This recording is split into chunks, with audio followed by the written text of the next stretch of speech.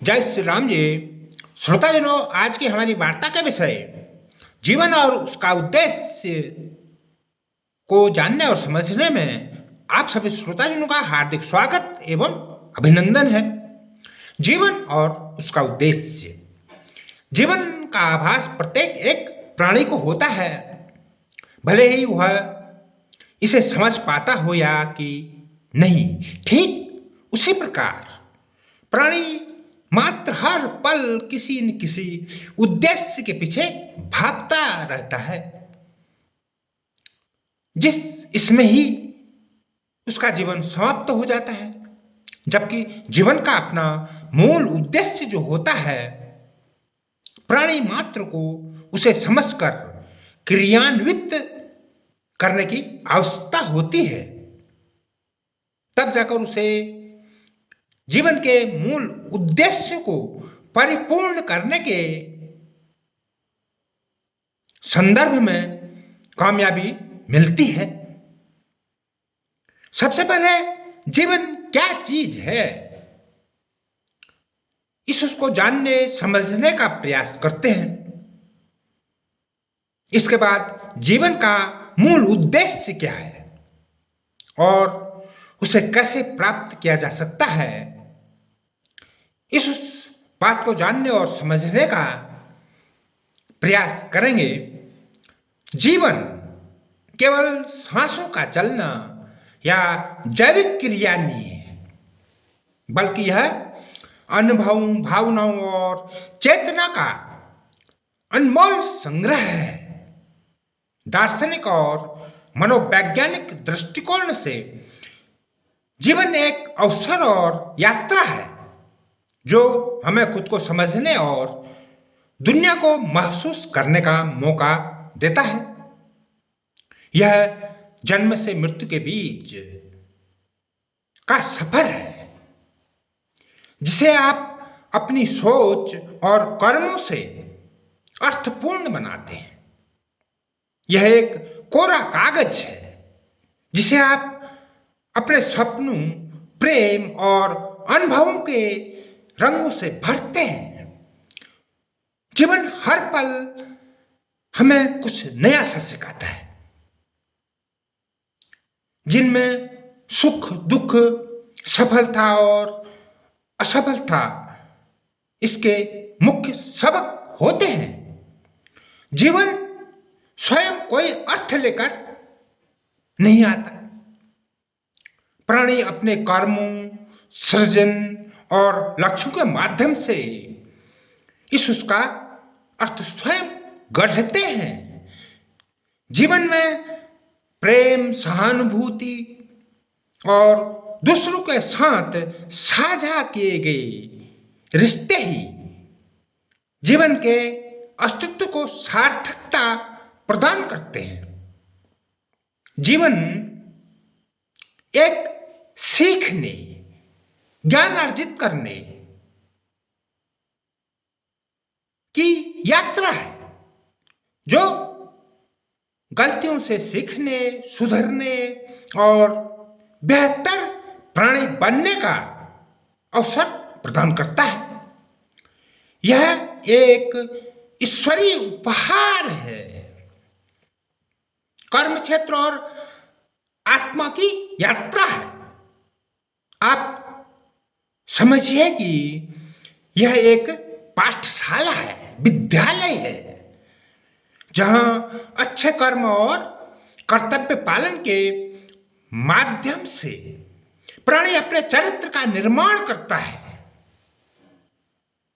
संक्षेप में, जीवन स्वार्थ से बाहर निकलकर प्रेम, सेवा, त्याग और संयम के साथ परम सत्य तक पहुंचने का एक माध्यम है।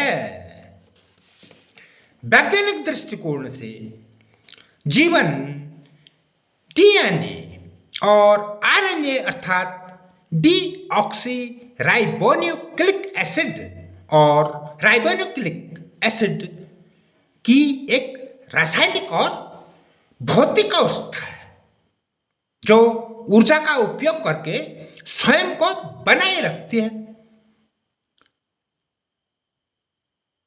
वृद्धि करती है और अपनी प्रतिकृति बनाती है। श्रोतागणों, प्राणी मात्र का जीवन बहुमूल्य है। विज्ञान के अनुसार प्राणी जगत एक चक्र में बना है। कोई भी जीव पूरी तरह से अपने आप में स्वतंत्र तो नहीं है। पेड़ पौधे ऑक्सीजन बनाते हैं तो जीव कार्बन डाइऑक्साइड छोड़ते हैं, जिनकिन के संयोग से एक दूसरे का जीवन चलता है। प्रकृति का नियम सह अस्तित्व पर आधारित है। संसार भर के दर्शन शास्त्रों में माना गया है कि प्राणी मात्र में एक ही जीवन ऊर्जा का वास है, जिससे उसका अपना जीवन चलता है। आध्यात्म के अनुसार जीवन भौतिक शरीर या दैनिक कार्यों तक सीमित नहीं है। यह एक आंतरिक चेतना और आत्म खोज की यात्रा है, जिसका कार्य आत्मा को पहचानना और उस परम शक्ति या ईश्वर के साथ अपने संबंध को समझना है, जिसका मानना है कि प्राणी मात्र केवल हाड़ मांस या शरीर नहीं है, बल्कि संपूर्ण शाश्वत और परम ऊर्जा रूपी आत्मा इसका सार है, जिसे जानकर ही प्राणियों का अपना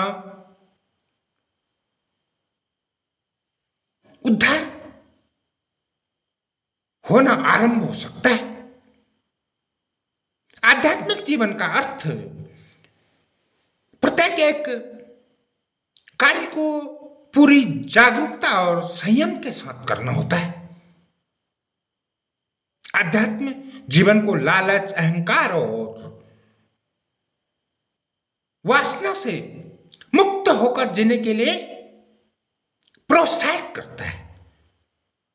सांसारिक मोह माया से हटकर प्राणी जब ध्यान और प्रार्थना की तरफ मुड़ता है, तभी वास्तविक जीवन जीने का आनंद उसे प्राप्त होता है। अब जब जीवन के उद्देश्य की बात होती है तो जीवन प्राप्त होते ही उद्देश्य की छड़ी टूट पड़ती है। गर्व की असहनीय पीड़ा से छुटकारा प्राप्त करना, क्योंकि खुद के लिए बनी असहज स्थिति से छुटकारा पाना बहुत जरूरी होता है। उठना, बैठना, चलना फिरना, सीखना, प्रतियोगी परीक्षाओं को पास करना, अपने लायक कार्य सुनिश्चित कर आजीविका का निर्माण करना, जिसके बिना जीवन चल ही नहीं सकता। जितना कितना भी हो,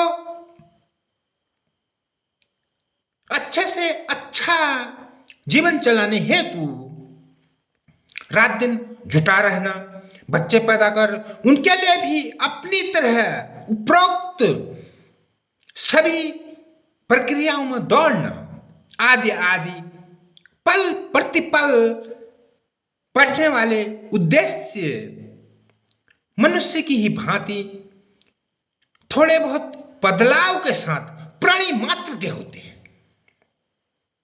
उसके बावजूद कर्मानुसार रोग व्याधि और अनेकानेक प्रकार की आखिरी समस्याओं को झेलना और उनका निस्तारण करना भी तब की वस्तुस्थिति के किसी मूल उद्देश्य से कुछ भी कमतर नहीं होता।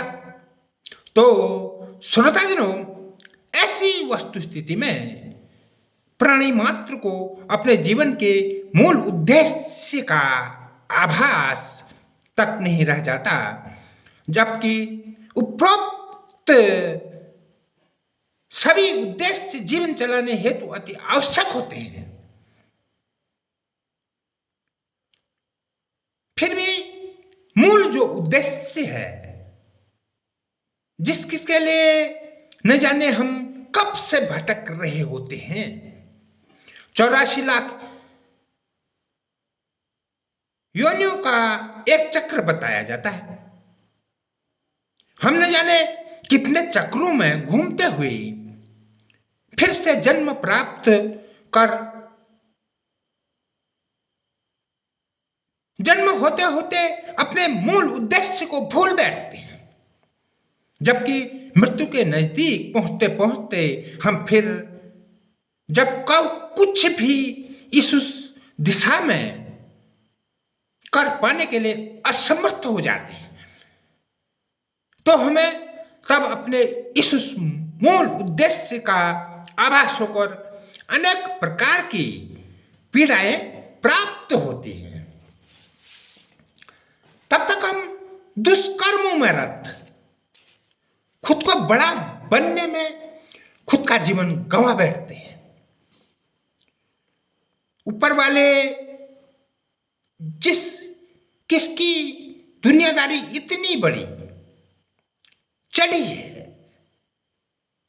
जिसके हिडन कैमरे कैसे होते हैं उसका तक एहसास नहीं रहता। खुद में खुद बड़ा बनते बनते जब उसके चक्रों में कुचलने का एहसास होता है, तब जाकर कुछ उस परम उद्देश्य का एहसास होता है। श्रोताओं, यहां यह स्पष्ट कर डालना आवश्यक है कि तब की वह कुचलन अपने बड़ा बनने के कर्मों के अनुरूप एहसास कराती है। वह छोटी बड़ी जो जैसी भी हो, यही बात कर्मों के अस्तित्व को प्रदर्शित करती है। जीवन का मूल उद्देश्य जन्म जन्मांतर इन उपरोक्त कुचक्रों से छुटकारा पाने का होता है, जिसका नाम मुक्ति होता है, जो सत्कर्म, सेवा, परोपकार आदि आदि संसार भर के सबसे बुद्धिजीवी प्राणी मनुष्य के लिए निर्मित मानवीय आधार के सर्वश्रेष्ठ नियमों के पालन से संभव होता है, न कि किसी भी प्रकार के ढोंग आदि आदि कर्मों को करने से। तो श्रोताजनों, ये रहा हमारी आज की वार्ता का विषय, जीवन और उसका उद्देश्य। हमारी हर रोज होने वाली ज्ञानवर्धक वार्ताओं का लाभ उठाने हमें फॉलो जरूर करिएगा। हाँ, हमारी प्रत्येक एक रील पर बहुत अधिक खोजबीन यह देखकर कि सामग्री अति उत्तम और उपयुक्त हो और छूट भारी भरकम प्राप्त हो रही हो, हमारे रीलों में लगाया जाता है, जिसका लिंक कमेंट बॉक्स या प्रोडक्ट लिखे स्थान पर उपलब्ध रहता है। आप भी उसका लाभ उठाएं। रील पर लाइक कमेंट करना ना भूलें। हमारी अगली वार्ता तक के लिए जय श्री राम जी।